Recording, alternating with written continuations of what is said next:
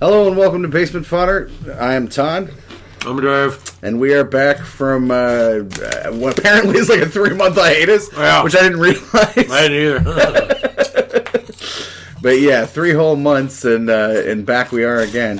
I guess a lot of it is because I changed jobs. Mm-hmm. If you remember in the before time when we recorded the last show, I was having a huge amount of drama happening at my old job where they had eliminated our shift and old fuckery or whatever. And I told them to go and fuck themselves in Macy's window and bounce like a rubber band out the door and found a new job working for a lovely luxury car company. So that's nice, which is much nicer. I have a lot of time to read comics now. So I've been plowing through comics like fucking a fat kid through cake.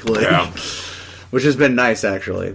I've been enjoying that immensely. It's a good... the job is good, the money's good, all that shit. Like, I'm in a good place. And so, because of that, we spent Saturday spending entirely too much money on comics. At least I did. So, our friend Brandon, friend of the show, who does those garage sale comics, we went to his sale on Saturday. He was having a big 50-cent sale. Like, usually he does dollar, singles and shit, back issues. He was like, I'm trying to make room, 50 cents. Like, I was like, 50 cents, you say? And I just got paid. And apparently that's what everybody else is thinking, too. 50 cents, you say. These are all people that we usually, variously, probably end up seeing at half-price books. Yeah. Back when it was doing the good sales. Yeah. My comic buying had like tanked out completely for so long because half price books killed my buying cheap comics. Yeah. But then I just started concentrating on getting stuff from people and like getting good comics and stuff and not less quantity. But yeah, so we decided we'd give a bounce over to that sale. And then you got that job, and then you're like, shit, I need to get quantity. Yeah, because I really didn't have time to read comics and stuff before, and now, like, I do have a lot of... I mean, like, it's not to say I don't do anything all day or whatever, but it doesn't, like... there's some time between, and I have the time to sit and read. So, we went over the sale, and, like, essentially everything comic-related was happening this past weekend. Oh, yeah. Because... that sale was happening, Comic Town up in, I guess that would be like Whitehall-ish? Whitehall, Polaris area. Yeah. They were having a tent sale. Then there was another guy up there, a private seller, that was having a big like garage sale thing too that was all comics and paraphernalia and toys and stuff, vintage toys. And then Sunday was Jim and Dan's, which we were already scheduled to do anyway. Yeah. So we went up and... I love to go to Brandon's sales because he always has great comics. Oh, yeah, I do. And he's a super great guy. Yeah. My only complaint, and this is no complaint against him whatsoever or what he's doing, is if you're going to go to a place where it's very tight quarters, because you got to think, this is basically a spare room off of the garage that he kind of modded out into a little comic shop, essentially. And then a garage, like a... it's like a utility room, sort of. Utility room off the garage. Right. Yeah. So if you're going to be in these tight quarters and digging there, sweating and shit, shower before you come. Please. For the love of all that is holy. There was a guy Wipe your ass. Or, like, I don't know, if you have cats and shit and smell like cat urine and feces, please just... Febreze and windows down when you drive there, because oh my god, there was some dude hovering over me that I was just sitting there like looking through some independent. I was like feeling really good because I had a good stack going, and I was like, sweet, finding a lot. Wait, what the fuck's that? And then it's like, dude, seriously, like, oh my god, there was a guy who kept walking past me. I was sitting in a chair going through long boxes, pouring with sweat because it was 90 degrees in there. Being afraid because I saw a centipede. Like, so here comes this dude, and he's like, of course, if you're sitting in a chair, you're right at like ass crotch level. This dude comes sauntering past me, and I swear, like, I don't know if he had just taken his shit in his pants, or if it had been earlier, but there was definitely poop in there. Or had it just like maybe vacated or the vestiges, and by vestiges I mean like he left a couple nuggets in there because it was horrible. And he just kept walking past me. I'm like, pick a direction, motherfucker. Like, go find a box and look at it. You're killing me. You're goddamn killing me. But I think I ended up with like 160 comics or something like that. Yeah, I think I came out with like 60 comics and then like a couple of graphic novels.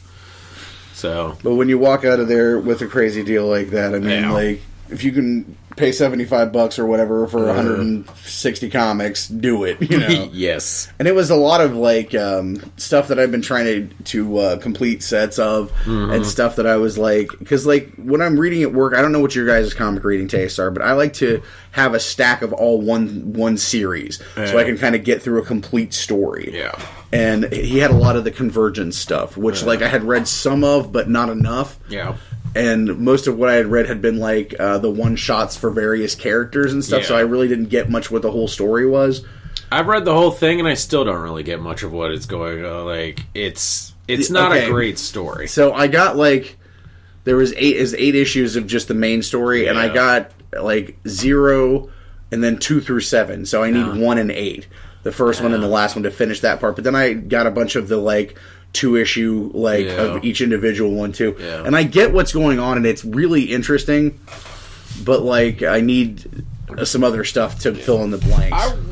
I read it. I wasn't necessarily impressed with it. I think it was kind of a low end on, like, one of the DC's, like, event scales, because honestly, I don't know, like, I liked it. It doesn't really amount to anything.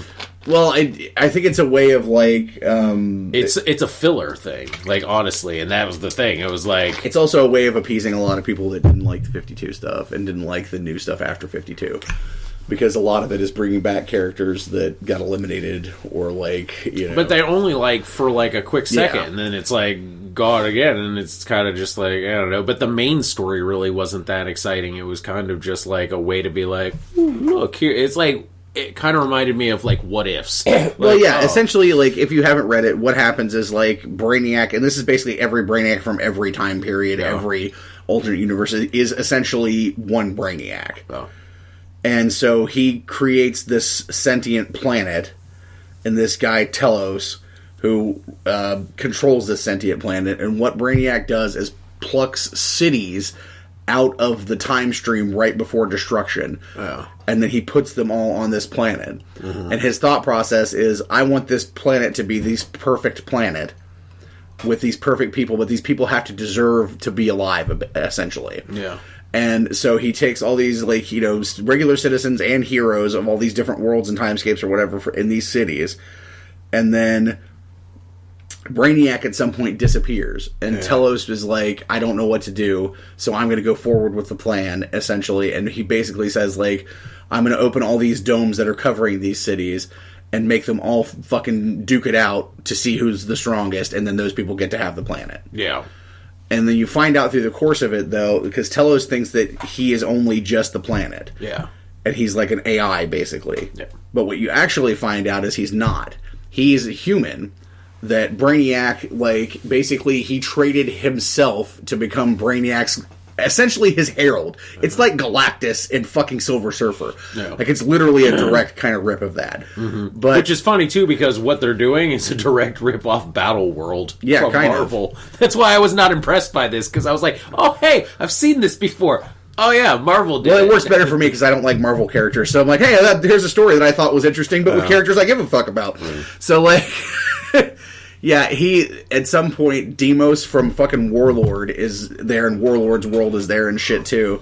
And they figure he, like, unlocks the thing in Telos' head that tells him, fuck, like, I'm not really what this is. And, like, he loses his self, essentially, because he's freaked out about it and shit. And there's, like, a team of different heroes, like Val-Zod and a Superman and a bunch of other Supermans and a bunch of other fucking, like, different variations and shit. And essentially they're all just fucking fighting. Mm-hmm.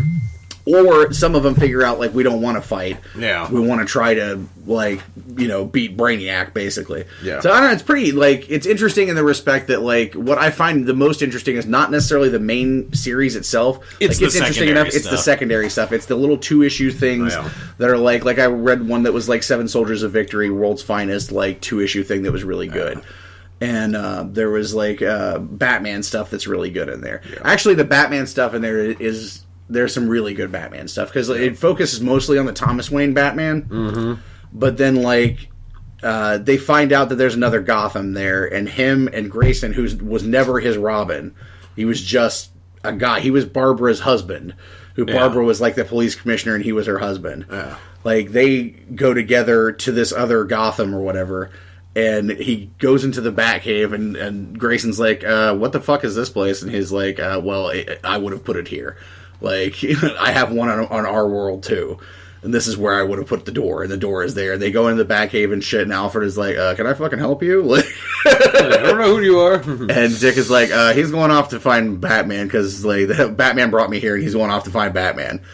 Well, like, they show the moment, and, like, they both, like, they're standing there, and they both, like, unmask basically, and they're just like looking at each other, and then when they come back they're like, let's go, and he's like, what was that? And he's like, I have the keys to the Batmobile, let's go. Like, and it's like just this thing, and then later it's like essentially they intimate that they talked and stuff, but they don't show it. It's just like a really good static sort of image.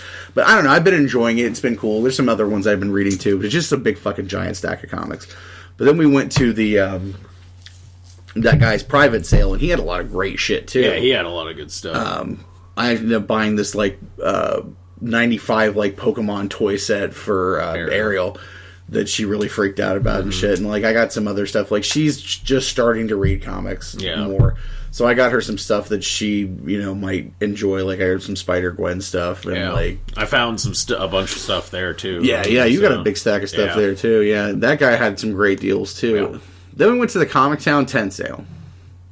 And this is no disparage against Comic Town or whatever. I know that's Vic's like home store, and I don't want to, it sucked. Shit or whatever, but it sucked, Dick. It was a sucky sale. Store sucked. Yeah. Sorry. And the store itself, I'm not here's my problem with it. I think in some respect we're spoiled because Pac Rat is so amazing. No, not even that. Like, I'll compare this to most of the comic shops I've been to, and I still don't think it held up. Mm-hmm. Because, honestly, like, this is what, and I understand from the business standpoint of why they have to do it and stuff, but honestly, I would less call it a comic shop and more of a just, like, Magic the Gathering shop with some comics. Yeah, I feel like this was poor planning because there was, like, a big, giant Magic tournament going on the same time. Yeah, it was like all the comic people should be sale. Out in the tent, which, the big tent sale wasn't that big. Like, the tent was big, but what was in there was probably about, if you took the one guy and Brandon's and put them together, that was about the amount of stuff they were selling.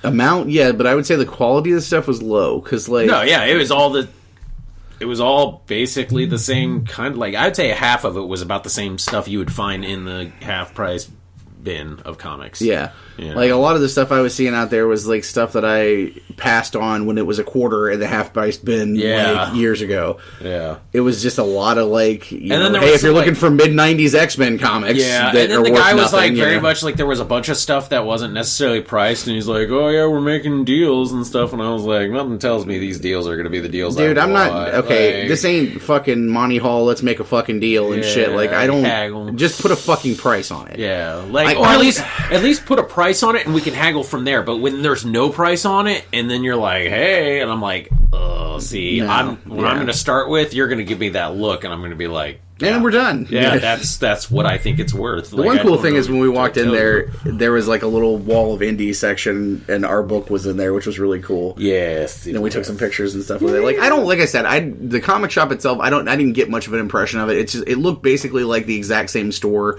that they were before they moved, just a larger space and more tables. For me, I will have to say it is one of the least character having comic shops I've been in a while. Like, it felt very just generic-y.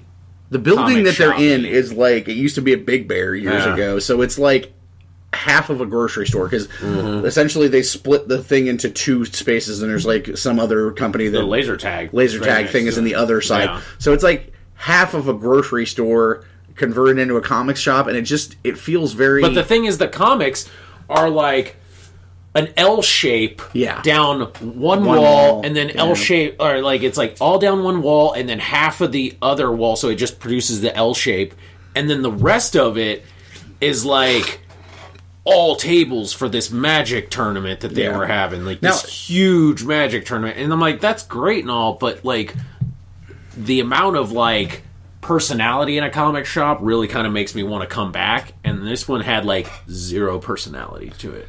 Now, to be fair, it may not always look like that because, again, like all those long boxes were out in that tent. It's possible that those tables normally have long boxes or something, and they just cleared it for this tournament. But even then, I still wouldn't. But I don't know, like I said, the people that worked in there were very nice. Oh yeah, they came up and like taught, and like so I have nothing about it. It's just like there's something about it that's just very. I think it's the shop sterile or empty. Very, I don't know. Yeah, it wasn't one necessarily the most. I don't know how long they've been there for, though, so I mean, it may be something that they're still trying to, like, you know, get unpacked in there and kind of work on it. Totally, no, they've only been there for, like, a few months, I think. Yeah, so I mean, it was just kind of one of those, it was very, like, okay, well, I don't see anything, you ready to go? Yep, okay. Yeah, we didn't even. I don't think we bought anything. It also could have been a fucking like long box fatigue as well because we spent like the entire morning fucking with shit too. I mean, though, but I was looking through the graphic novel stuff. Like I was heavy to be like, oh, and then I looked at it and it was just like, okay, this is all stuff I find at like the half price bookstore. Like there was nothing in there that I hadn't just seen or like, you know, within the last 2 months between going to those comic sales and going to, you know, the half price books once or twice. So I was just like, yeah, you're not really like throwing anything out at me. Plus, like the deals that we had just got versus what they were already saying the prices were, I was like, I'm not really gonna get anything better here than I already had. No. So. But all in all, it was a very comic-heavy day, It was a good which day. was wonderful. And then, of course, we had Jim and Dan's on Sunday, which is always a really fun show to do. And I had a blast. As always, we got to hang out with Aaron and Sarah from Roma. Yeah. And we saw some guys we hadn't seen in a while. There was a guy that used to play Amp Guard with you that came in. Yeah. And I hadn't seen that guy in years. Yeah. And we had a nice chat. There was another dude who came to the table who we had a really like long, in-depth like Avengers conversation with. Yeah, there was one guy that was, he was pretty cool. There. It was interesting because we talked a lot about like different fan theories. That some that got proven right, some that got and I like it when people actually come up and want to engage like that. Like that doesn't happen as often. And he took a card too. Yeah, like, he took a card, and I gave him. I got these USBs that I put a couple shows on. You know that we could kind of give out to people that seemed like they were interested. So, yeah, hopefully, I mean, hey, if it results in one more person listening, that's really cool.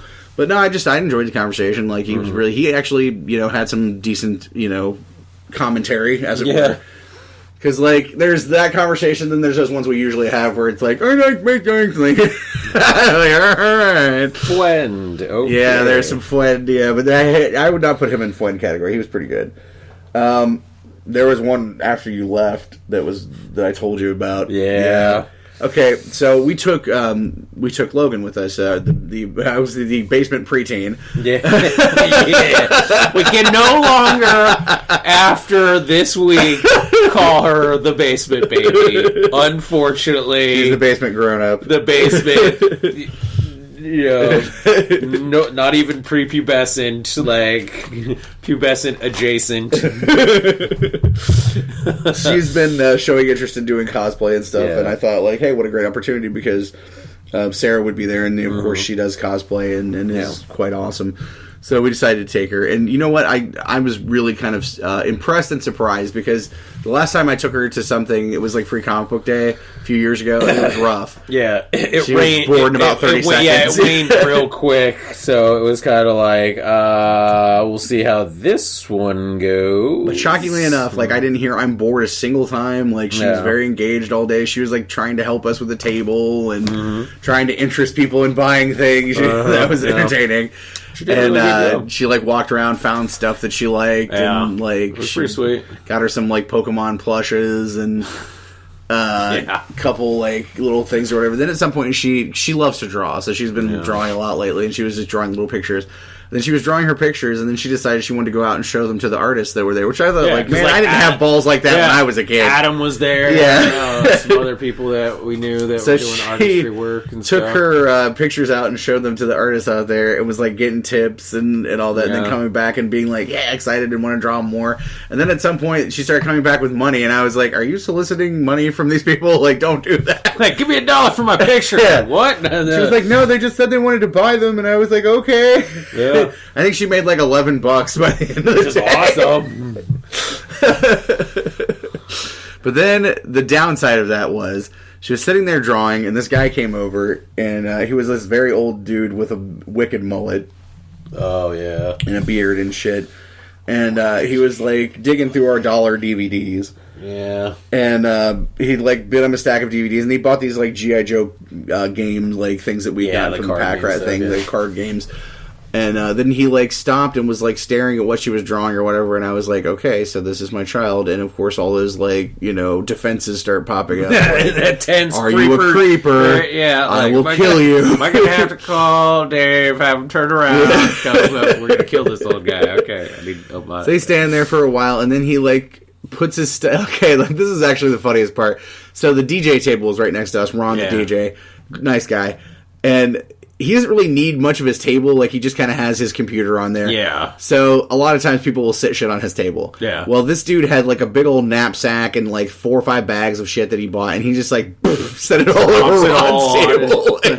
And I was like, well, that was rude. Yeah. And then he like starts digging, and he pulls out these 2 books that he has. Like, one of them looks like it has a dragon, kind of like, they were like very 3-dimensional. Yeah. And they looked very cool. And like, I almost was like, I get that, it's like, oh, I wonder where this came from. But I'm not going to ask because I don't want to engage. Yeah, like, if I start this conversation, it's okay. He told me anyway. Yeah. So he starts talking about like, oh yes, I got these books, and he's like one of those like, he sounds like he should be on NPR or something. Voices. Yeah. He's like, I got these books from a bookstore, and they're supposed to be like journals, and they have these short stories in the front. And one of them was like a vampire story, and one was a dragon story. Did the vampire one look like a hand coming out of a coffin? Yeah. I have one. And then the dragon one looked like a dragon eye, like peeking they're like rubbery. They're rubbery. I have the vampire one. So he had these, right? Yeah. And he was using them for like autograph books. Yeah. And he was like, oh, of all these artists that I've autographed, and he starts flipping through and shit. And I'm like, I couldn't care less. Yeah.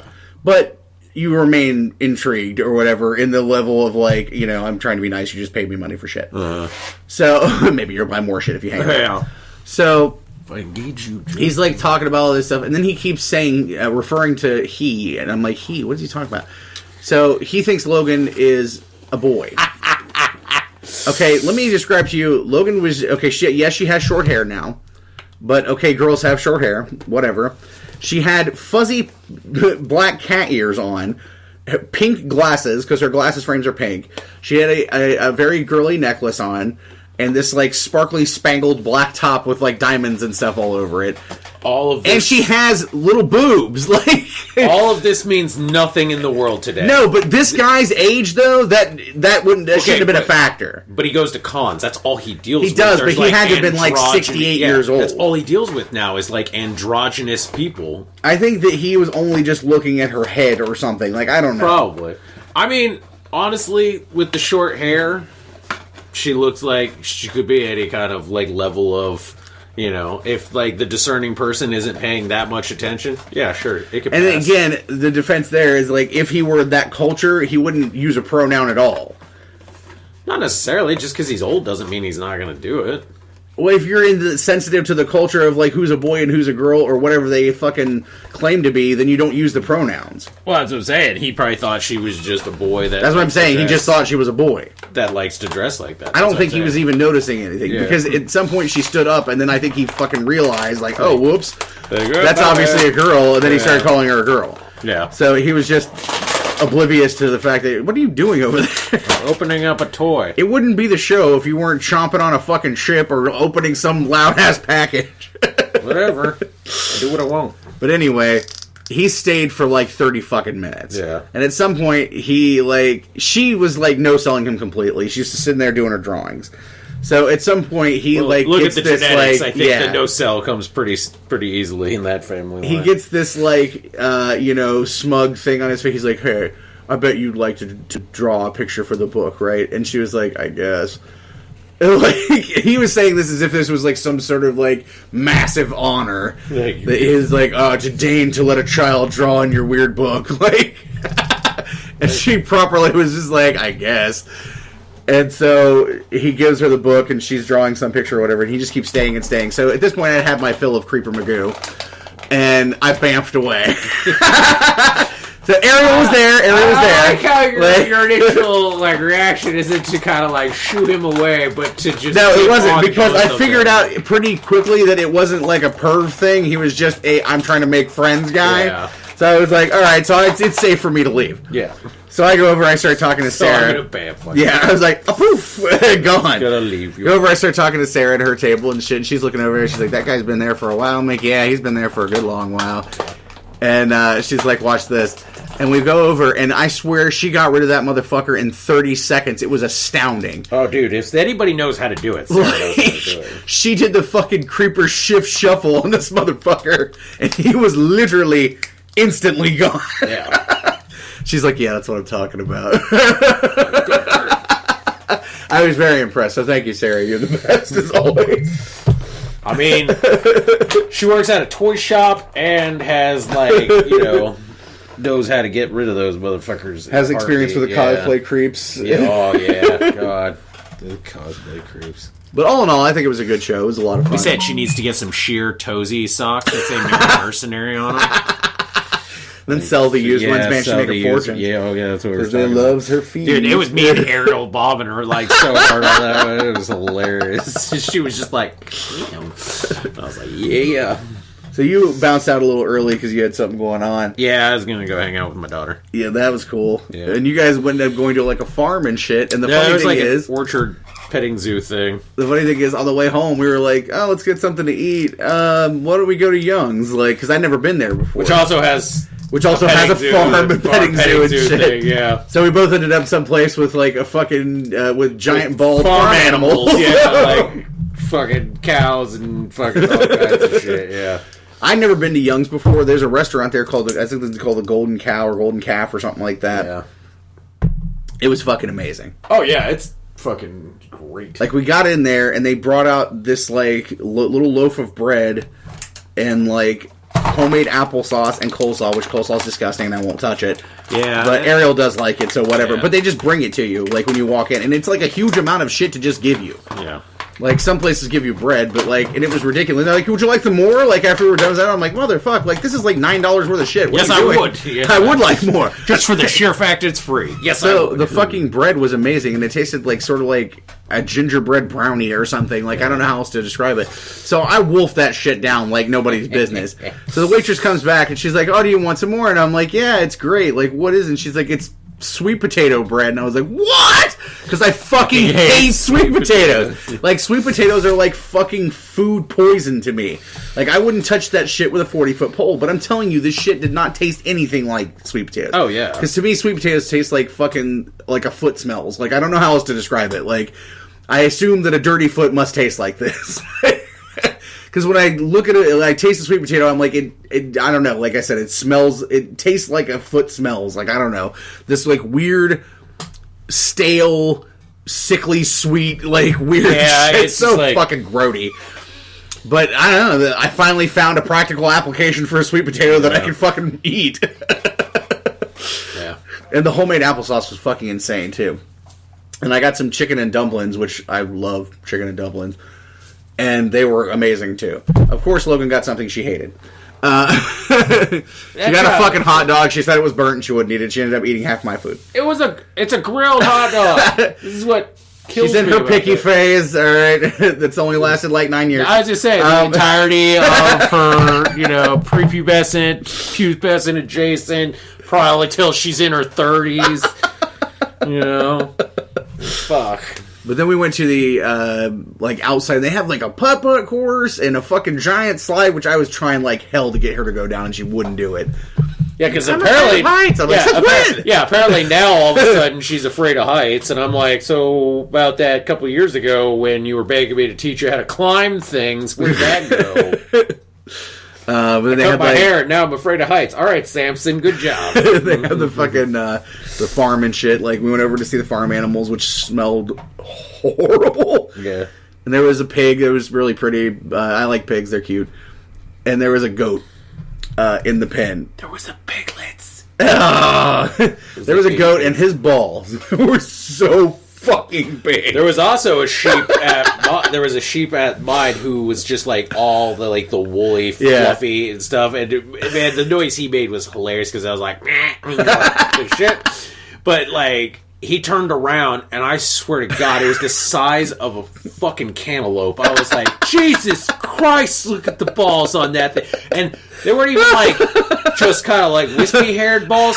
This thing was like a fucking like wool knitted fucking ball sack. Like, it was just fluffy as all fuck. I was like, Jesus Christ, it looks like the stuffing that you'd stick inside a Build-A-Bear. It's just floofy balls. And You think they shear that too? that's what I wondered. I was like, does that get sheared? Because I don't want to get the ball sack sweater. You're like, It's a brand new line of socks made exclusively from scrotum cotton. Where'd my cardigan come from? Sheep sack. Your spiffy cardigan came from sheep sack wool. All those like super soft chenille, like fluffy scarves that girls wear. They're all made out of sheep ball hair. Sheep ball sack hair. Like, oh my God. Dude, there was a kangaroo that was just laying in the sun. And I tried to be like, hey, little kangaroo. And it's all like, fuck off. Fuck yourself. Go fuck yourself. You're talking about the weird noise a sheep made. The goat, you know how goats sound like they make the people screams and shit? I was like, oh, please God, let it scream. But it didn't. But it coughed, and it sounded like an old man coughing. It was disturbing. It was like, There was a bunch of ducks there. There was these ones that they're called Muscovies. They're black with the white heads and like the red bills and stuff like that. And they do, like, their noise is they're like, and I'm like, why does it sound like you're choking yourself? They're crazy. They had this big fluffy white dog too. It was a Great Pyrenees. That it just roamed through all the pens and stuff like that because it was the guardian dog. Like, it even had a thing where it's like they're nocturnal dogs, and then basically farmers have them to like watch the livestock at night and okay, kinds of shit. And I was like, that's crazy. There was like Scottish Highland cows, which I was like, I want to touch you.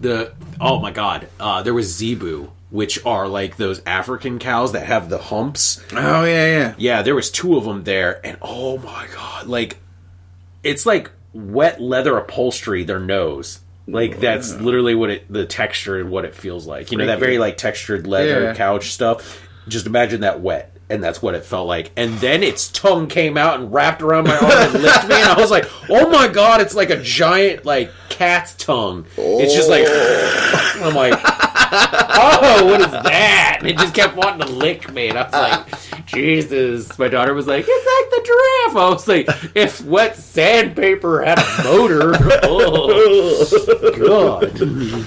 You're cute, but quit licking me. You're freaking me out. The goats were just... I was enjoying it, like, and then it was very quickly reminded that I was in Yellow Springs because there's nothing but dirty hippies. Oh, dirty hippies abundant. And there was fucking these dirty hippies, and this chick was just not even thinking about a bra, and she really should have been thinking about a bra.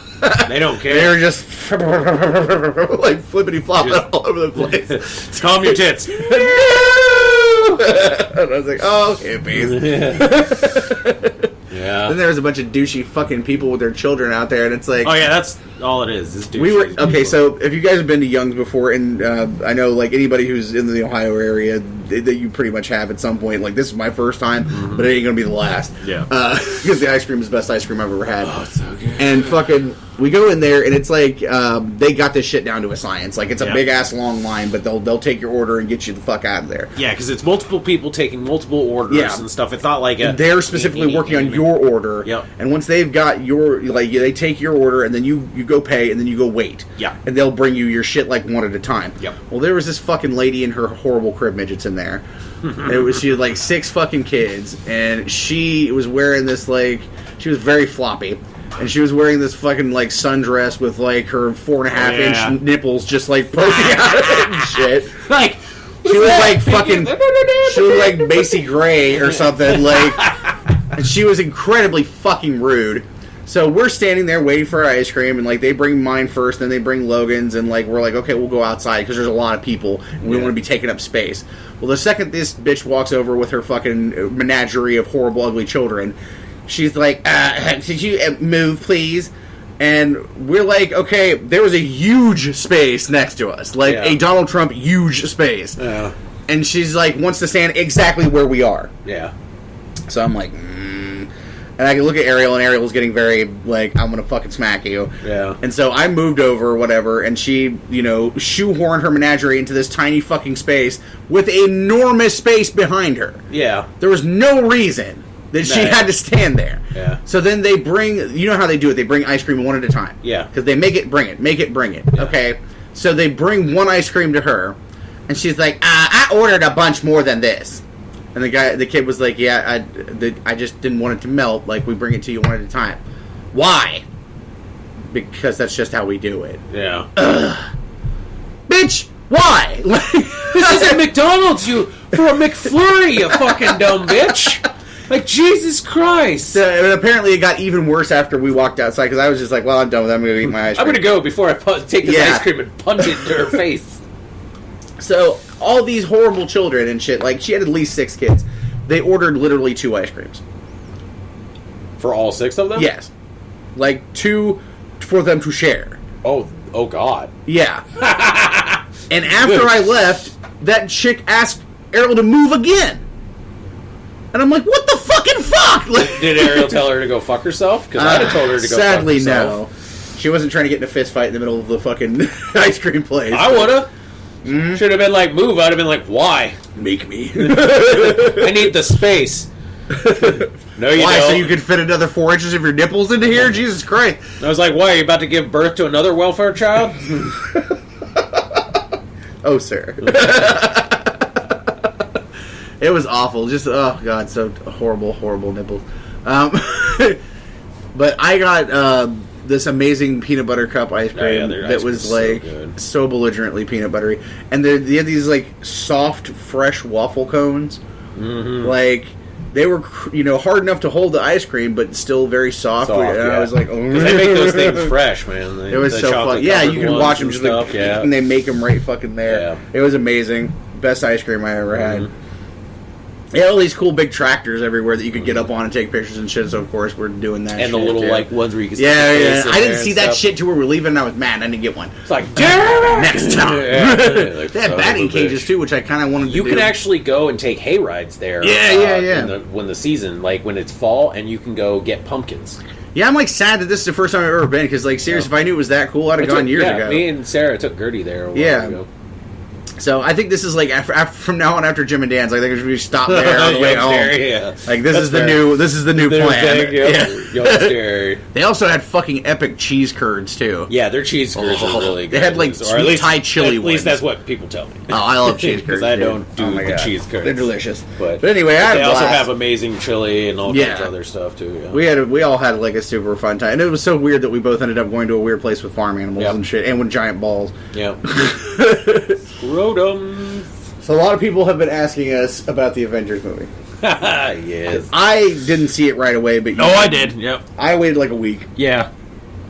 So since it's been forever, I'm not even going to say anything. Spoilers, but spoilers will happen. But if you haven't seen it, I don't know why you're going to be bitching about spoilers, because if you haven't seen it by now, you obviously just didn't want to see it. Yeah, why? If you're angry about getting spoiled at this point, like fuck you, because it's been enough time. Which a coworker told me about.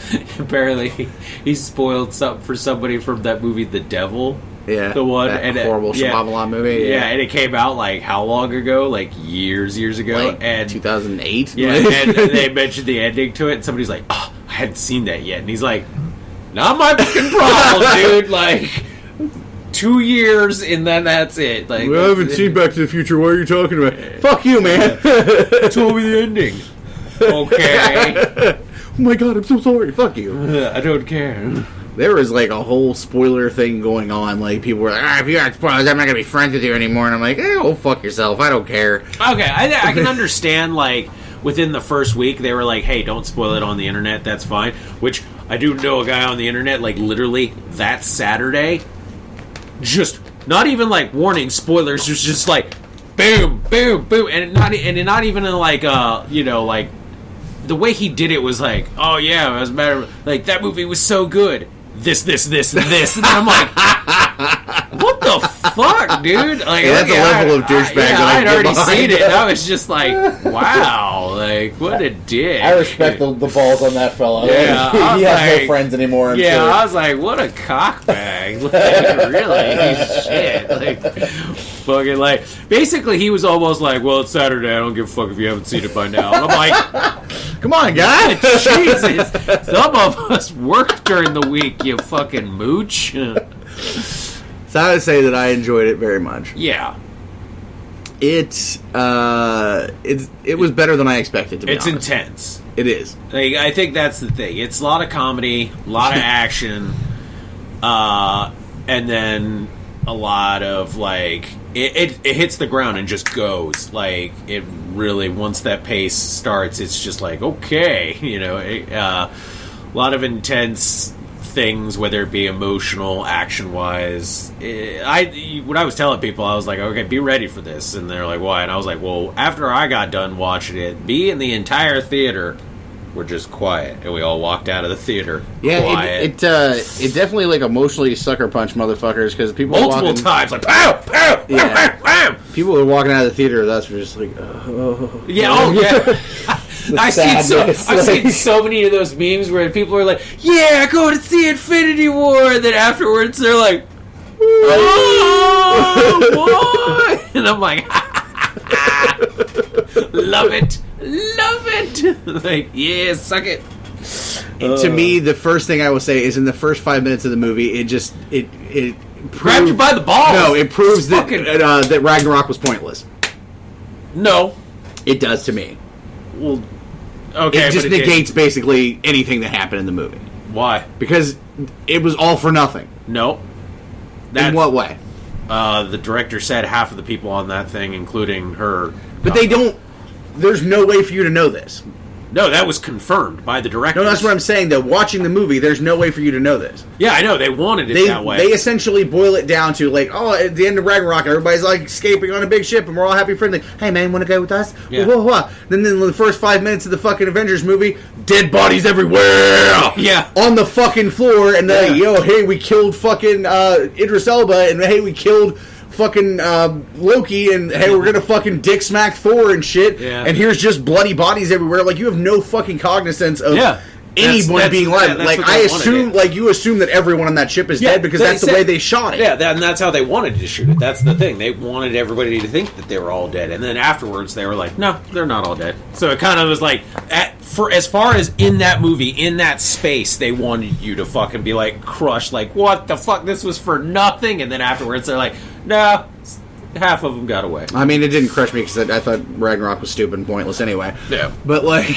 but I was kind of upset because I was like, what the fucking shit? Because I was like... I didn't want Idris Elba to die. No. And you know what? How they killed Loki, if he is actually dead. Yeah, Loki's never dead. Yeah. Was good. Like, there was good, emotionality between him and Thor. Like, I have to jump back to Jim and Dan's just really quickly. Okay. Female Loki. Oh, yeah! Holy Lord. There was some great cosplay that happened. There was a guy doing Thor, and he had a badass fucking Stormbreaker.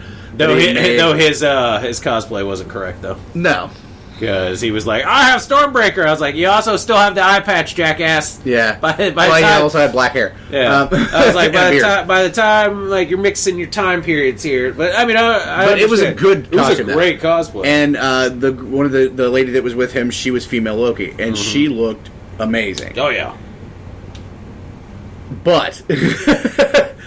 like, and she when we were talking to her, and she was totally like, yeah, this may have been not the best decision. But she said it was out of her comfort zone. And that's because, like... the way this tunic was cut. Yeah. And she was wearing basically just, like, white see-through because you could see the tattoo on her. Because you could see her tattoos on her legs. Yeah. This thing was cut, and it left literally nothing to the imagination in any way. Like, it was essentially like, here's Loki. Here's Loki's labia. Yeah, here's Loki's vagina. Yeah, And she I'm looked amazing. pretty sure at one point in time it had slid over about as far as it was going to go, and I was like, I'm pretty sure that might actually be your lip hanging out. Yeah. Holy crap! I mean, girl. there couldn't have been more than like an inch and a half. I feel like one of of the other female cosplayers kind of like, I think kind of like, hey, you might need to adjust because I think it's like starting to shit. Because it's like the thing was, I think measurements may have been a little askewed on this one, because like if it had been perfectly fit for her body, there would have been no much sway in it and stuff. I feel like that might have been the only areas, like hips were wider than one expected, and she looked amazing. She looked great, but it was just like, and it was very comic accurate. But it was just what that area. It was like the Nightcrawler that we saw, who was like a little too tall for the costume itself. And I understand that, because like you get your measurements and then you cut things and you're like, this is how it's supposed to be. But then you forget certain things, like when you surge like things together, it cuts down on the thing. Yeah, where God damn you. You remember that image, dude? Okay, so there was a Nightcrawler cosplay we saw at Cincy, where 4 or 5 years ago. Yeah, where I don't even. Now thinking back on it, it was his costume. It's just, I've found from people that they say most people, this is a common mistake they make, is when they're putting two pieces together, they always end up pulling either too much and like sewing it, so it cuts down a lot on how much room you have. And he was fine when he was all crouched down like Nightcrawler. We're like, that looks awesome. And then he stood, and it just straight like a 90s like, just those old bikinis like that were Borat, Borat, just except for like he had a ball on each side. It was of like the male fucking camel seam. toe. It was like a male moose knuckle, because it was like, Nightcrawler just went from like 5'3" to 6'2", and there's his balls, like sweet, and you can tell he was like crouching down as much as he could because he needed the relief, because he's just like. I was just like, yeah, dude, I feel you. Like, man, those things are just getting choked out by the costume, aren't they? Like, sweet Christ. But no, like, she looked amazing, and like she came over and chatted with us and stuff, and she was like, yeah, this is a lot of my comfort zone. I think she even got, because she had a nice cape, and she was kind of using it as much as possible. Like, but buddy, I tell you what, that cape flipped aside when she went to the back, and the back was actually even more out than the front was. Well, see, okay. From what I saw, she made one mistake about the costume. Is like the female one, I have the figure somewhere, has an actual like flowing loincloth in like a loincloth thing. So that way it kind of covers the crotulous that. Covers that. there. And I think she went with the more onesie suit look and stuff. I mean, if she was going for like super sexy or whatever, like she totally did. She looked amazing. Oh yeah.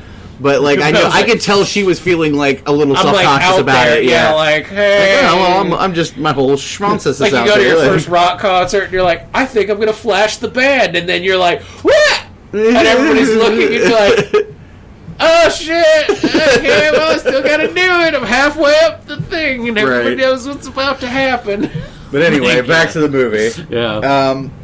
It was well done. It was well paced. For a long movie, it had good pacing. It did a great job of integrating a lot of characters, but not shortchanging too much, or not like overstimulating either. Yeah. There was some good stuff between Iron Man and Doctor Strange, which was fun. Oh god, I love that. Is for me is like one of the best interactions, because like Tony's just toning it, like, just Iron Man up the screen and stuff, and Doctor Strange is like, God, you're a fucking douche. Like, just hilarious. Like, hey, pissant with a robot suit, like, fuck yourself. He's like, I'm Iron Man. And he's like, yeah, I'm Doctor Strange. What's your point? And then, like, Spider-Man shows up, and it gets even better, because he's like, I'm Doctor Strange. He's like, oh, we're using our made-up names. Okay, I'm Spider-Man. Doctor Strange just looks at him like, I hate you all so much. I was like, the only thing that really I was like bummed about is like I'm just not lucking out with Hulk stuff lately, because like Ragnarok was a big disappointment for me Hulk wise, and this was an even bigger disappointment Hulk wise, because Hulk is literally in about 30 seconds of the movie. But he has an awesome scene in the beginning. He has a great scene, like he goes toe to toe with Thanos and gets his dick knocked in the dirt. Like, but it made and this is the thing, like they did an awesome job of fucking button hooking the shit out of everybody and making you think that Hulk was way more in this movie than he was. Yeah, which actually pissed me off even more. I love it. Because it's false advertising. I know, they said they were doing that. Like, they were like, ha, gotcha. And so, well, dude, they had to keep that shit under wraps. So they had to put out a bunch of false shit for everybody to be like, ooh, and then that not be what it was. I know it sucks because it was your character, but I should found that shit fucking hilarious. Because I was you found it equally hilarious if it had been Thor? Yeah, because it's still fucking... It would have sucked. I understand it sucks, but that shit's fucking hilarious that they button-hooked him. And honestly, I kind of liked what they did with him. Like, I liked that he basically got his ass fucking whooped, and then there was that weird something we had never seen before in it, where Hulk was afraid. And people were like, oh, what the shit was going on? Why was that? And I was like, Hulk was afraid, not because he was afraid of Thanos, but because of the power that Thanos wielded. He knocked the anger out of Hulk with 2 Infinity Stones. What would he have done to him with all of them? Yeah, that's really interesting, except they basically just treated it like he had a limp dick. The way that the story was written, and they're making essentially like an entire 3-hour movie of like ED jokes. I know. Which, if this is your serious, like, hey, you want to do like Hulk is afraid, like that's an interesting story. Yeah. But to negate that essentially by making it just one big fucking I can't get a hard on joke, it really kind of fucking pissed me off. But like I said, I don't dislike the movie in any way. I'm just saying that like if that's the story they were trying to tell, they failed in doing that. No, I think they were trying to do what they were trying to do. They were trying to make an excuse for fucking ED jokes. Yeah. Like, they were trying to be like, well, yeah, he is afraid, and we all get that, and that's like, oh, wow, that's impactful. But they're also like, let's make some ED jokes. This is going to be funny. Like, because it's Mark Ruffalo, and he's known for fucking comedy. Yeah. So, they did that, and it is what it is. I think I've turned the corner back on him again. Like I was like I didn't want him at all when they first cast him, and then I ended up liking him a lot in the first Avengers movie and in the second one too. Yeah. And then Ragnarok happened, and I was like, "What the fuck is wrong with you?" It's like you got a lobotomy or something at some point. And then this one again, like he's gotten worse. But it's not him, it's just the writing. I think it's his performance, too. Like, he doesn't come across as Banner intelligently anymore. Yeah. Like, I could believe he was Banner in the first and second Avengers movie, the way he was having those conversations with Tony, and he's like that, But that's also because they... exudes intelligence. But that's because that's the way they were writing it. Like, now they've gotten this hard-on for just making it everything funny. Because look what happened to Age of Ultron versus this... the funny stuff. Age of Ultron was a lot more serious, and it did not go as There's a lot of serious stuff in this, too. Like, he's not a character to me that is your automatic comedy foil. Like, he's Banner. Banner should be intelligent. Banner should be, but the thing is like, Ruffalo can do comedy, and they've seen that. And so, like... But look what happened. That's why Thor was such a failure. Not because of him, but because all they did was just make Chris Hemsworth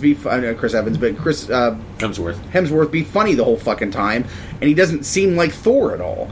In this one, they fixed that problem. Because, he's still funny, but he's more like the Thor character being funny. And, I mean, he's got revenge. Like, that's the thing. They gave him motivation and stuff. I think right now they didn't really have a lot of motivation-wise for... It's like Banner. They turned Banner and Hulk into kind of like, and also run characters. Like, they really mean nothing to the story. I mean, sadly enough. Sucks. Yeah. And, like, I know some characters are going to have to fall to the wayside because there's 9 billion fucking characters in these movies. But it sucks it's the one that I give the most shits about. Well, I mean, it's also the easier one to do because, honestly, like, Banner you can get a lot out of, but you can't the Hulk because the Hulk is literally Hulk smash. That's the thing. Like, once he's Hulk... it's all out of there. Like, you're only... Especially in a team thing. Hulk is just there to... But hell, even in Ragnarok, as Hulk, they did a better job with the Hulk portion of things than they did with Thor. But that's because on that planet, he had been Hulk for so long that Hulk had started to evolve. But then he went back to being Banner, so it basically, like, stunted that all back. Yeah. So, I mean... It sucked. I love the stuff they did with Vision and Scarlet Witch. Yeah, that was some of my favorite stuff. Yeah, that was that really... and the Cap stuff was very good. That first fight though was awesome, where she like hooks the staff at the shadowy figure, and then it turns out to be Cap, and he's like, "I got shit." I was like, oh, okay. Thanos to me is the most impressive thing though in the movie. Oh yeah, like, not just because of the power or whatever, but more because like this is the best example I've seen since probably like Gollum in Lord of the Rings of like mocap character being a real character. Yeah, because a lot of times these mocap characters are like, it looks like a weird cartoon. Yeah, but like, even though like a lot of us made fun of the Thanos stuff from the trailer because he looks weird with his fucking sleeveless shirt and he looks very dude bro-ish, like by the time it gets to that though, yeah. They've already established him as a character, and his badass armor, and they established him as a character with like motivation and everything. So you're already invested enough that by the time that happens, you don't see him as like this big chewing gum motherfucker. Yeah. You're like, holy shit, he's actually a character. Plus the color's more correct in the movie. Yeah, too. And you kind of, I don't want to say you sympathize, but you become more like willing to look at him differently as an actual character. Yeah, okay, so like he has logical motivations for his character. And he reads less as a villain and more as just like, this is who he is. Yeah. Like he's not like, I'm maniacally scheming. Yeah. He's like, no, this is the way the world should be, and I am the only one that has the balls to make it this way. And this is beautiful because, like, to me, what they did is, like, they gave him... What's the best way to describe it? They gave him that, like, when you look at, like, the Crusades. Like, when you look at Crusaders, not your average Crusader, but when you look at, like, those top-tier Crusaders and stuff like that, they're like, what I have to do for the greater good is what I have to do. Like, this is... I have to sacrifice because no one else has the balls to do this. And it's like, this is what I came from, this is what I'm going through. And then, like, that's... through the whole movie, you start to see where his mindset comes from. Like, when you go to Titan and you find out about his world and stuff, and then you realize, like, oh shit, this is why he is the way he is. And then you see the things that he's had to do, and then you're like, oh, it does. You're still kind of like, I don't know if it necessarily weighs on you. And then things happen in the movie that you're like, holy fuck, it does. Like, I never thought I would see Thanos fucking cry. Yeah. Like, shed a fucking tear. They did a fine job of making him a three-dimensional villain, and this is a problem in a lot of these movies, is with the Marvel movies especially, is they kill off the bad guy, like, instantaneously. Yeah. And they don't necessarily always make them a three-dimensional character. And this is a problem with a lot of superhero stuff in general. Yeah. Is the villains are used more as like a threat and less of a like let me see what your real motivation is. Yeah, this is a big problem I had with Suicide Squad in some respect, because like I didn't hate the Joker in that movie or whatever, but like he just felt like a gimmick. But that's the thing. Like for that movie, he was just supposed to be like a stick in the spokes. He wasn't supposed to be the main. Well, I mean, he's the least of the problems of that movie, but like. But, I mean, originally he was supposed to be the big bad, and then they're like, we can't do that, because it's like, hey, we're going to make the first Avengers movie. Who are we going to have as the bad guy? Thanos. Like, you can't throw the big guy in there immediately, so you got to do something. And Suicide Squad is hard because it's like, fundamentally, that's a fucked up team, because you already know right out the get-go at least half the team's going to die. Yeah. Every time that they make a movie, at least 2 to 3 members of that team die. Yeah. And then they're all villains. Yeah. So trying to humanize the most human of them all in that is Deadshot, and he's always been when it comes to that like team. Like you could say Harley's probably the closest next one, but it depends on what iteration of her. Yeah. But Floyd Lawton is the most human hero if you're going to be a hero. Yeah. Second only to be Captain Cold. Yeah. So. I mean, that's kind of a hard thing. I mean, and if they do give you a villain in any of these comic movies where there's real substance to them, where you view them as a threat but also as a person, it usually comes down to that, like, kill or be killed thing. Sorry, guys. Black Panther. It's time for me to get up. Black Panther, Eric Killmonger was a really good bad guy. Yeah. You understood his motivations. You understood why he was doing it. And, man, he was a threat.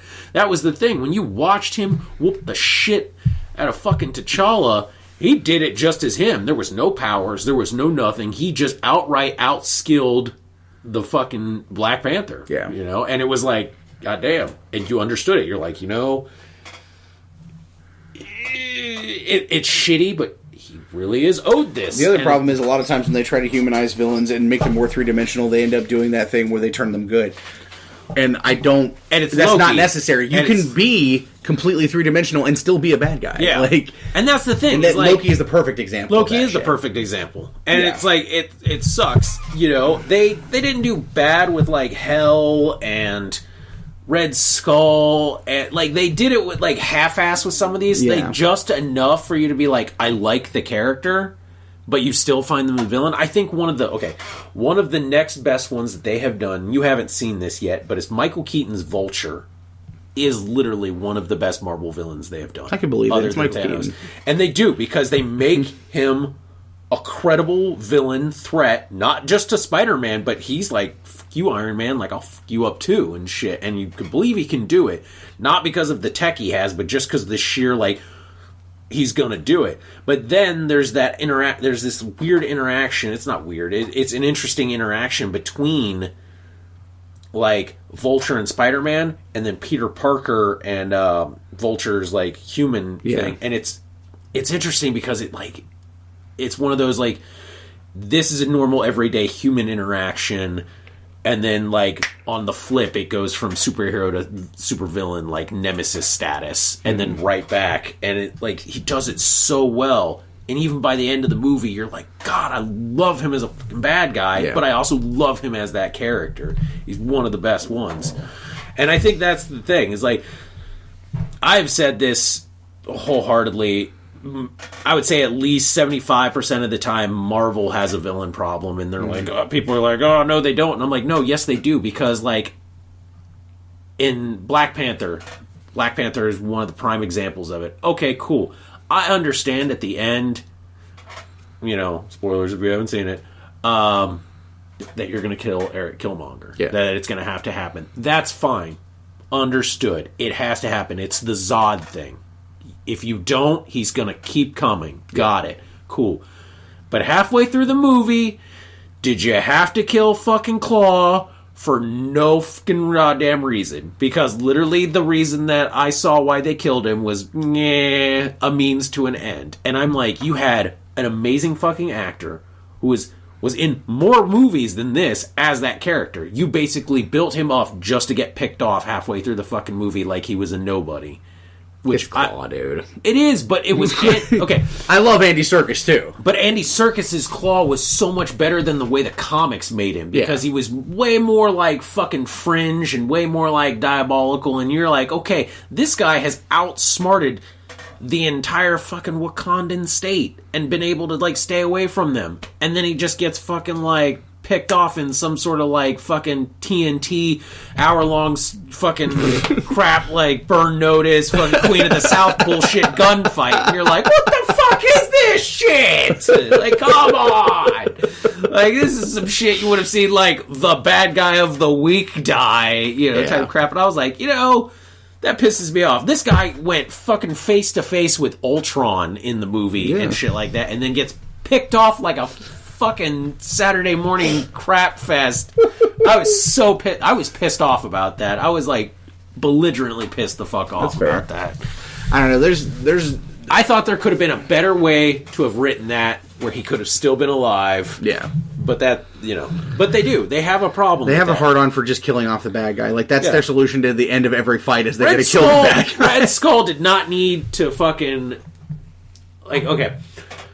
That's the other secret thing in the Infinity War pop-up that everybody got goo goo gaga about. It was awesome. Yes, the Red Skull showed back up. No, it was not fucking the actual... Weaving, it wasn't Hugo, but it was another guy. And I understand, because if I was Hugo fucking Weaving, I would have been like, 10 years? 10 years you want to finally bring me back as this fucking character? I'd have been like, I'm not sitting through that fucking horrific makeup process for what equates to about 2 minutes of screen time. So you get the Walking Dead guy to do it. That's cool. It's like fucking, what's his face? Abe Sapien.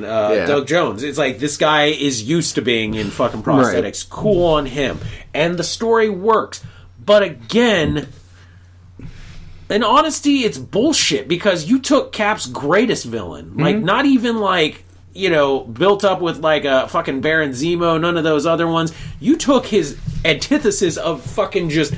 these motherfuckers, and then you're like, bye. They did that to all the Cap villains so far. I know, and that's the crime there.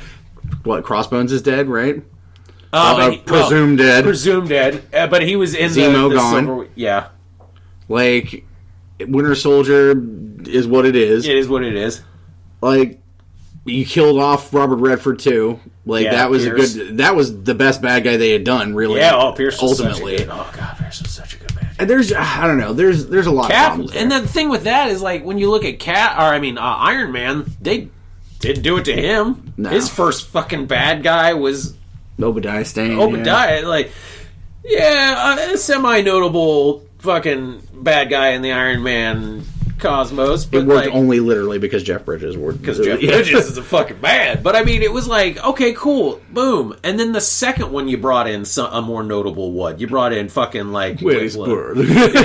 well, you combined two to get one. But I mean, either way, it was more notable. Then the fucking crap fest that is the third one and shit. You cock tease everybody with the Mandarin. Yeah. Which, and in the end, it's not really the Mandarin, or was it the Mandarin? Nobody's still it's like the end of fucking... It's a mystery that no one gives a fuck about, to be honest, because that movie's so goddamn awful. Yeah. And that's the thing. You took one of the greatest villains he could have ever had, and you basically made it a goddamn joke. Yeah. And that's like, what the fuck? Yeah. Thor... Realistically, though, you couldn't do the Mandarin as it's written in the comics. It's way too offensive.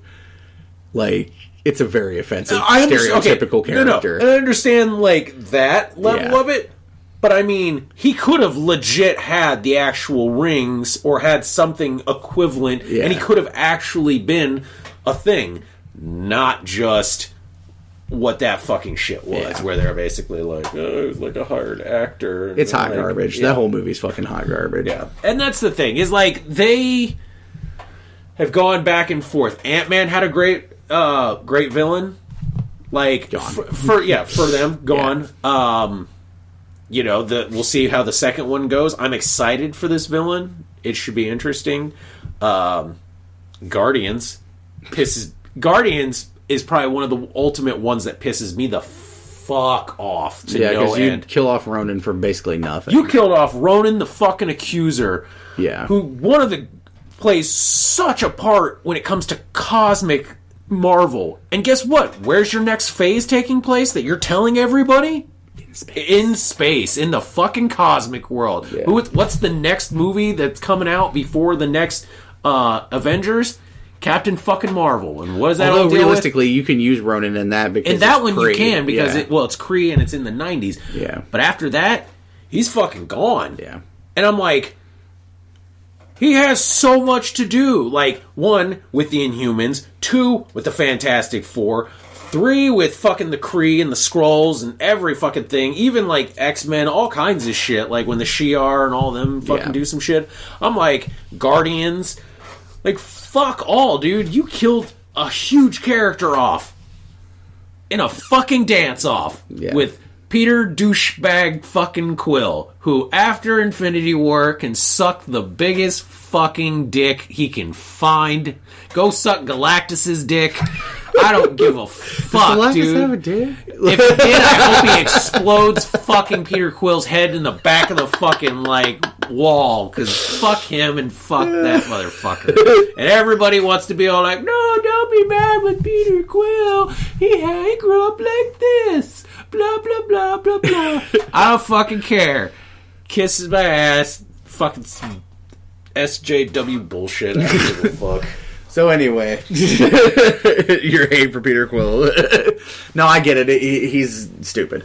He made a stupid decision. Like, what is this? His heart was broken. And I'm like, yeah, so is Drax. But again, like, okay, so let's break it down. let's here. not know that. Nebula spent her entire life being tortured by Thanos, had multiple parts of her anatomy ripped apart and then replaced by shits. Drax watched his fucking family, his wife, the love of his life, and his children destroyed. Oh, poor Peter Quill got his heart broken by a girl who basically gave him no time of fucking day until 3 seconds before it all went down. Are you fucking kidding me? Fucking bullshit. And they're like, well, Nebula shouldn't have asked that question. She just lost her sister, who, guess what? Throughout the entirety of these movies had built more of a fucking relationship than fucking awkward ass Peter Lip Dick Quill. I'm sorry, I can't do it. Bullshit, dude. I get it. Like, I hated that too. I'm like, he can't be that stupid. And seriously though, why didn't Iron Man just fucking throw a repulsor blast at him? Oh, dude, why didn't he get repulsor blast? Why didn't Doctor Strange fucking just bam him the fuck out? Like, no, fuck you. You literally have the gauntlet off. Mantis has him fucking asleep. This bitch has put a planet to sleep. She is putting a Titan to fucking sleep.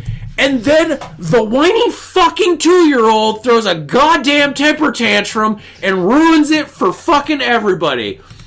I just want to know. I like literally would want to go into the movie, pause everything with the time stone, and look at Doctor Strange and be like, is this the outcome that you saw? Like, literally, did you know this fuckwad was going to do this shit? Well, obviously it is. And I'm like, how much does it hurt your soul to let this fucking go down? To watch that fucking tween throw a goddamn hissy fit because his fucking Sweet 16 birthday party car sucked dick. Like, it's bullshit. Ugh. You should love Peter Quill. I hope he doesn't come back. I hope he doesn't come back. Oh god. No, I get it, dude. Like, it was stupid. Like, but I get, like, okay, some shit's just done for dramatic license, and I understand that. So let's talk about the end part, because we're getting close to the end here for us, because I got to go to work here soon. But I don't want to get this shit posted before I do. Yeah. So let's talk about the most amazing thing that this movie did was make me give a fuck about Spider-Man for like 30 seconds. And the beautiful part about that is that was not them. That was Tom Holland. All Tom Holland, yeah. Because he ad-libbed that shit. Some of the best parts in that movie were ad-libbed by fucking Dave Bautista as Drax and as fucking Tom Holland. He's like, there's this great emotional scene between Star-Lord and Gamora, and like they're finally letting their feelings out there and shit, and like no, not that one, the other one. Yeah. That was not ad-lib, but no, I'm just saying. Yeah.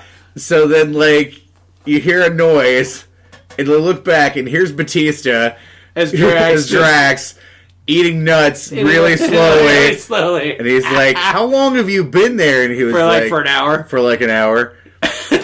He's like, I'm completely invisible. You can't see me. And he's like, just slowly standing right there. You're eating whatever nuts. And he's like, no, I'm moving so slowly. I'm not perceptible to the human eye. And then Mantis shows up like, it's just fucking hilarious.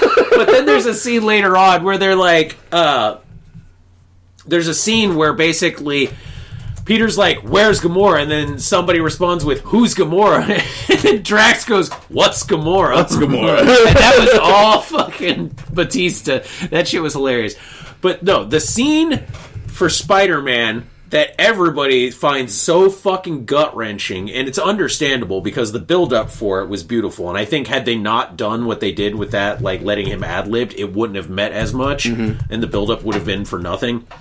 The whole time, once they start to go off into fucking space, Tony wants Spider-Man gone. Like, you know, basically hits him with the new Iron Spider suit, which is badass, by the way, and then fucking tries to have it, like, drag his ass back to fucking Earth. Like, go. And somehow Peter manages to override it. So they get on the planet, they're doing the thing, Peter has his fucking pissy fit, it all fucks up and goes to shit, you know, Thanos basically, you know, gets the, you know, all the gems, shit goes fucking bad, he does the snap, they all start fucking disappearing, you basically see, not Nebula, but like all the rest of the Guardians start disappearing and fucking doing the dust thing, and then all of a sudden, like, you know, Peter has the mask off, and, you know, Tony has the mask off, and you hear Peter, like, I start to be like, oh, I don't feel so well. And he starts doing the fucking, like, he's disappearing thing. And he literally pulls a David Tennant from Doctor Who Regeneration, where he's like, no. He's like, I don't want to go. You know, like, I'm sorry. And, like, I'm sorry, Mr. Stark. You know, and then just, like, falls into Tony's arms and, like, hugs him. And he's like, I don't want to die. And it just... in fucking Tony's arms. I don't want to go. Yeah, I don't want to go. Fucking just, you know. And I mean, it was the most. I get goosebumps just thinking about it because it was so fucking gut wrenching. Because you're like, and it was so goddamn believable. Like he sold it for like everything, and I think it almost got like RDJ. I think he was like, God damn, like, because you could see it, like he looked devil fucking stated. Bro, I was rough, like, shit, you know, and that shit was rough. I mean, and some of the other deaths were rough too, like Groot. You know, that was some soul crushing shit right there. Fuck James Gunn. You know, he did not have to come up afterwards and be like, oh, hey, by the way, what Groot said, and I'm like, why you didn't need to do that. You, man, why the fuck did you do that shit, you dick? Because like Groot goes away and he looks at fucking Rocket and he does the I am Groot, and basically, but he just says Groot, and James Gunn afterwards is like, oh, by the way, in Groot's language, when he was looking at Rocket, he said Dad, and then fucking dips out, and I'm like, you could suck fucking dick too, James Gunn. Like, God, why don't you, like, hold on, is that knife deep enough? Let me twist. Son of a bitch. Hold on, I gotta go kick a cat's ass. Hey, what the fuck? Out of here, it wouldn't be the show if it wasn't cat fucking catastrophes happening all over the goddamn place. Apparently they feel the fucking need to claw over shit. Get the goddamn Nerf gun and shoot your asses! The never-ending battle isn't He-Man versus Skeletor, it's Dave versus the cats in the basement. Fucking shoot one of those goddamn things with that new rival Nerf gun that just pumps a fucking round Nerf ball up its ass. So, final grade of the Avengers movie. What do you think? Like, do you rank it higher than the other Marvel stuff we've seen, or like where does it fall on the scale? Okay, see, this one's hard because, like, I always put, like, so for me, Avengers 2, Civil War, and this are all in their own category because they are teen movies. Mm-hmm. Like, it's hard to do a teen movie versus, like, so as far as, like, the teen movies, it's at the top. Yeah. For me, this was better than the original Avengers because I like the original Avengers, but God, it took so fucking long for them finally to get together.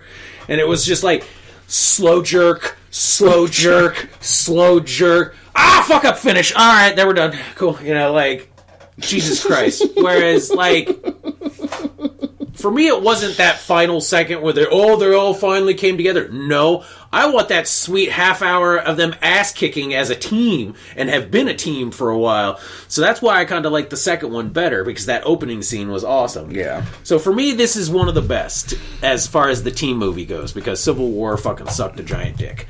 But as far as, like, in the scale of them, I don't know. Because for me, Doctor Strange and Black Panther are, like, up there as far as, like, two of my favorite. And, you know, Thor. Especially the second one. You know. So I would say it's in my top 10. Yeah. Of all of them. But it's definitely not in my top 5. If it's in top 5, it might just be 5. That's fair. But, yeah. I have a similar thought process of it, to be honest. Like, it's hard to hold it against a single movie because there's so much going on in it. Yeah. You know. It's a lot of fun. Yeah. But, like, ultimately, I don't know. Like, it's way better than Ragnarok, let's put it that way. Like, I'm still hateful about Ragnarok. For me, it's, okay, like, Dark World, Winter Soldier, Doctor Strange, Black Panther. Yeah. And I really liked fucking Ant-Man. I love Ant-Man. I love Ant-Man. I thought it was great. For what it could have been versus what it was, I thought it was great. So those are, like, my top 5. Mm-hmm. So, yeah, it's probably in the top 10. Yeah, I would definitely say it's in the top 10 for sure. Yeah. It's worth watching. It's worth the effort. Like, obviously, everybody was, like, apeshit about it. And, like, I enjoyed it very much, too. But I wasn't nearly as apeshit as a lot of the people were. Yeah. But I get why people were apeshit about it. There's a lot of good stuff there. There's nothing wrong with the movie, really. Like, there are some things that I'm hard to please, like, in a lot of respects. But, yeah. No, it was really good. And I had a lot of fun watching it. Yeah. And we could probably go for 2 more hours considering how long we fucking haven't done for, but I gotta go to work in like 10 minutes and I want to get this shit posted, so... Maybe we'll try and bust out another show real quick. Yeah, it's chilling time. Like later on this week or something. So, 2 quick things. First of all, I want to say happy birthday to Casey. Casey Pierce. It was her birthday and congratulations yesterday. On getting Nora #1 in the Diamond Preview. Yes. So, we love you. Happy birthday. Wizard World, next weekend. That's probably why we're going to have another show pretty quickly, because Wizard World is next weekend. And we're going to be there seeing all kinds of friends and happiness and whatnot. It's this Saturday. It's this coming weekend, yeah. So that's happening. Yes, Todd Files is happening. We made an announcement about it. We recorded a show. The fucking audio went kaputski for some fucking weird reason. So we'll be back soon. We are working on it. It's not just a dick tease, I promise. Thanks to everybody who reached out, and or is it? You'll never know. Ariel's inbox has been blowing up with this shit, so obviously the interest is there. Yeah, and mine has too. So, if you like what you heard today on the Basement Fodder Podcast, you can of course always find us at our network home of digitalnerdage.com. You can find us on our website of thebasementofdoom.wordpress.com. You can find us on Facebook under a myriad of things.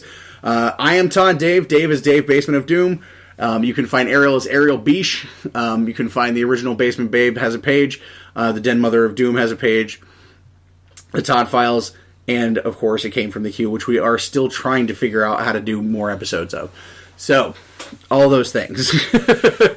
And you can find us in the wonderful world of freestyle comics as well, if you're looking for an awesome demon hunting duo in Cypher issue number 2. Yep. Available at Packrat Comics. And if you like it, harass Watson for more stuff. Tell Mike Watson you want more of us. Yeah.